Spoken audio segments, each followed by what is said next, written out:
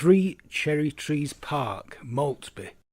Over the iron hill the sky tears a horizon jagged. Morning mist curls towards a bleak dawn sky. Angry-fingered Rackham trees clutch the air and scrape at a sun caught through clouds like a teasel on a mohair sweater. Or is that the moon late for the date? Xylophone scaffolding poles and chatter of electric drill rattle the air, crying out for park people, here as rare as a night shift down the pit. The park on foundations of coal? No. Thoughts of pit ponies running free? No.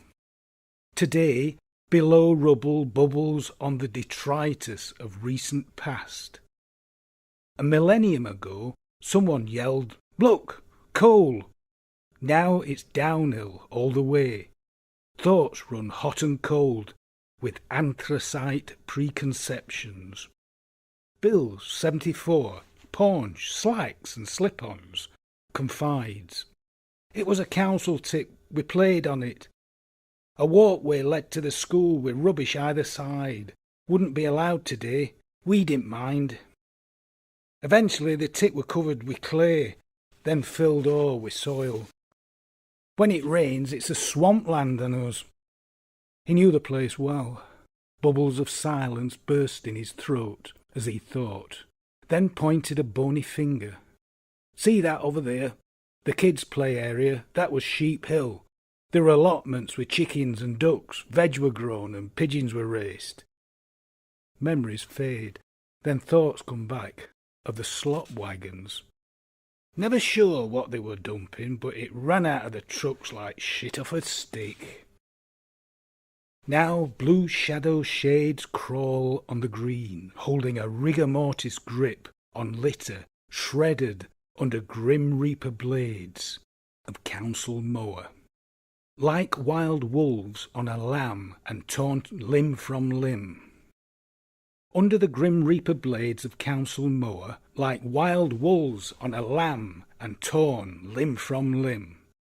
Strangely, a delicate blue wild bird's egg, cracked but a survivor, found along the verge, defied the steel blades of rhyme or reason. In front of brick walls milky-eyed dogs howl, behind which kids scream and mothers curse. Privets, some ragged, some turret trimmed to an inch of their lives, survived the odds and harbour yesterday's essential must-haves. A shredded pop bottle, a crushed beer can, or yesterday's morning coffee cup to go.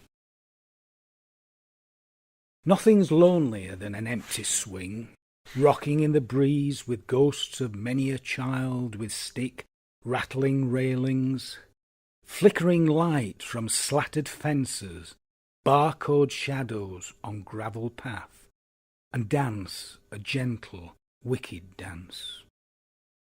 Cut grass clumps like scalps lay waiting, past old trophies of cowboy and Indian games.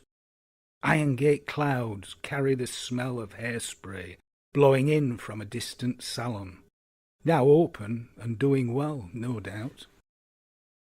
The nature trail walk, overgrown with brambles clawing at all those who dare to enter, exudes a distinctive crack den decor. Memories fade as ochre dog dirt, as dry as a leading question, now decorates the path. I'd let that thought congeal a note. Within the trail a roll of carpet slowly sinks into soil with cohorts, shopping trolley and TV for fossil finders' future treasure trove. Mavis, here 30 years, looks back with nostalgia and, as the years lengthen and the photos fade, disbelief, raised in houses built over the rubbish tip. The park's rarely used now, maybe on hot days, she says. On summer holidays she remembered disco dancers, pop and crisps on the long grass verge. She passes on local knowledge about landowners, one and all, Earl Fitzwilliam, Lord Scarborough, Lord Raby, Lord Helpers. Shawled by the greyness of flickering charcoal half-tones, this green belt holds up a constellation in an oily puddle. Weeds reflect on this black hole and crumpled Milky Way wrapper. The smell of desperation and cut grass waft through the basketball court, causing the wire mesh to hum in appreciation of a past slam dunk. Now just cold memories that drink the morning's first drop of dew. Elsie tells of rumours about a skate park being built, now lost under the wheels of bureaucracy. The stench of council red tape and indolence hang heavy for all those with eyes to see. Dead wood was cut back here many times. A pasty-faced youth, red trainers, rake thin, and ginger stubble drags on a cigarette. He looks like a returning hostage. I have an overwhelming urge to startle him, rein him with questions. Sense prevails. I leave him be, then instantly regret the decision. A child runs across smithereened detritus. Clouds turn dark and parents call their kids. Walkers who venture onto the green seem in the wrong place at the wrong time. On dull grey paths, foxed by dead gum, but, surprisingly, few dog ends. People skirt the park edges, seeming aware that, at a moment's notice, an abyss will open and swallow the unwary, chew them up to spit out their remains. Across the way, through the pelt of cigarette smoke, a group of gangling males. One coughs with a machine gun rattle. As they wade through a Jabberwocky collection of litter, an eerie dirge of lost hope holds the moment. I feel brave. The mood takes me to approach and ask questions. But self-preservation kicks in.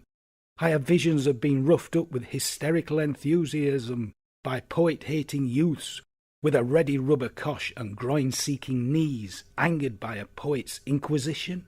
No one expects that. I respect their electric space and move quickly by, pretending to be interested in a grate cover, capped by a floral crown of dandelions. I note the inscription.